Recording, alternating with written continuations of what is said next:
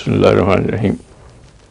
حضور، یہ سوال آیا ہے کہ اگر ایک انسان غلطی کر کے اس غلطی کی توبہ کرتا ہے اور قسم کھاتا ہے، پھر وہی غلطی بار بار کرتا ہے اور ہر بار توبہ کرتا ہے، اسلام میں اس غلطی کی کیا سزا ہے؟ اسلام میں تو جب بھی غلطی پکڑی جائے گی اسی وقت سزا ہوگی۔ یا توبہ کا کوئی اور ذریعہ ہے؟ اسلام میں تو جب غلطی پکڑی جائے گی انسان اس کی پرانی توباؤں کی کوئی بحث نہیں چھیڑے گا، جب پکڑی جائے گی اس وقت وہ حق سزاوار ہو جائے گا۔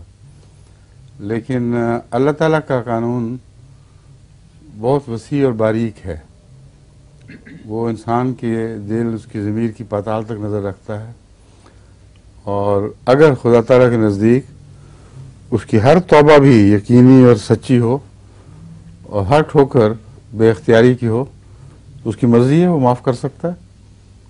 کوئی انسانی قانون اور انسانی فتویٰ لگ ہی نہیں سکتا اس پر، کیونکہ حضرت صلی اللہ علیہ وآلہ وسلم کی مختلف احادیث سے ثابت ہے کہ بعض گناہگار بار بار گناہ کرنے کے باوجود بخشے گئے، بعض نیک ایک غلطی میں ہی پکڑے گئے۔ اب اللہ بہتر جانتا ہے کہ ان کی ایک غلطی جو تھی وہ کس ڈیفائنس کے نتیجے میں تھی، کس ناشکری کے نتیجے میں تھی، اور گناہگاروں کی غلطیاں کن بے اختیاریوں کی وجہ سے تھیں، تو اللہ کے سوا کوئی فیصلہ نہیں کر سکتا۔ ٹھیک ہے، آپ فرمائیں۔